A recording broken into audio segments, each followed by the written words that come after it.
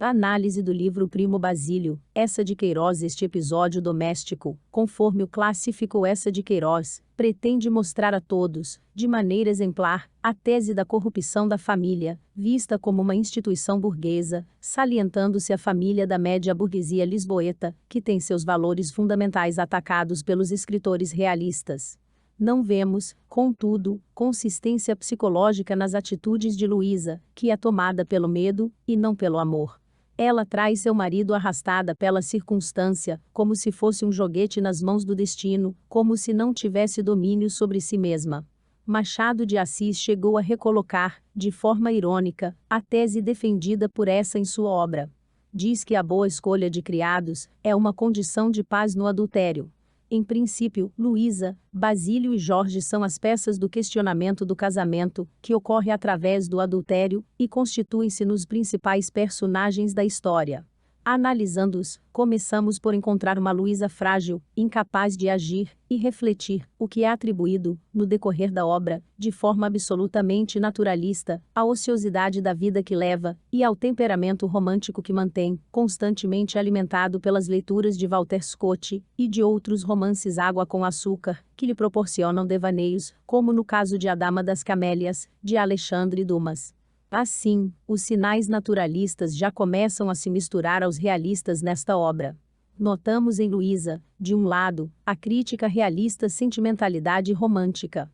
Por outro, surge um certo esvaziamento psicológico, do qual brota um caráter que é colocado como móbil, inconsciente, cheio de deixar-se ir.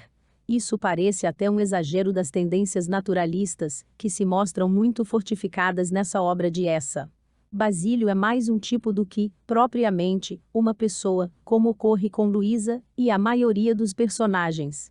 Ele mostra sua irresponsabilidade, o cinismo, a mania de grandeza, de ser superior a tudo e a todos, mantendo uma relação de uso com as mulheres e com o país.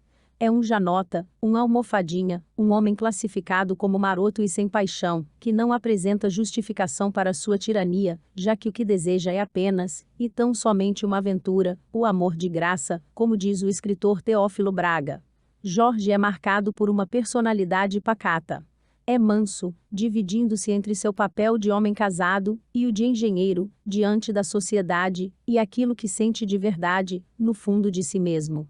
Isso justifica sua truculência radical ao exprimir sua primeira opinião a respeito do adultério, sua aversão à vida desregrada que Leopoldina leva, sua cobrança, em relação à carta de Basílio, apesar de Luísa se encontrar extremamente adoentada.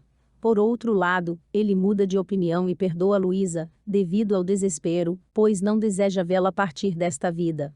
Esses personagens típicos da média burguesia lisboeta, somam-se a alguns personagens secundários.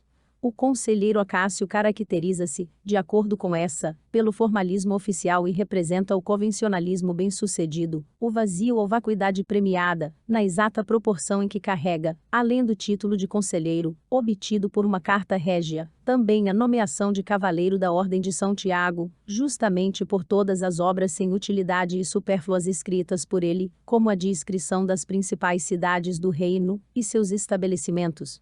Já Dona Felicidade é a imagem de Beatice boba, com seu temperamento irritadiço.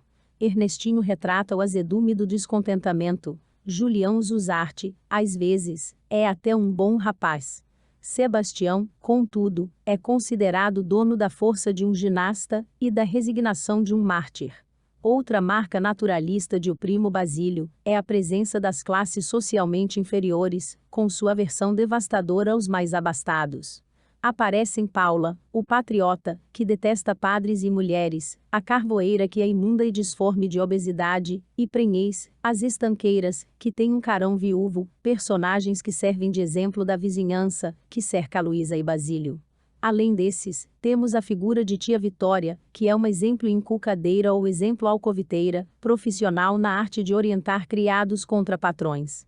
Empresta dinheiro aos que estão desempregados, guarda as economias daqueles que as têm, providencia que sejam escritas correspondências amorosas, para as domésticas que não estudaram, vende vestidos de segunda mão, aluga casacas, aconselha colocações, recebe confidências, dirige intrigas, entende de partos.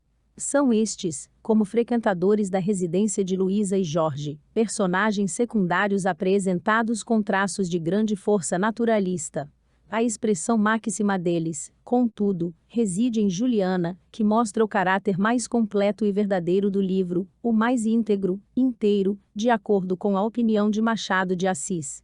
Da forma como se destaca no desenvolvimento do enredo, ela termina por ter que ser considerada um dos personagens principais, embora tal análise fuja da postura realista, uma empregada doméstica ser considerada personagem de maior importância na história.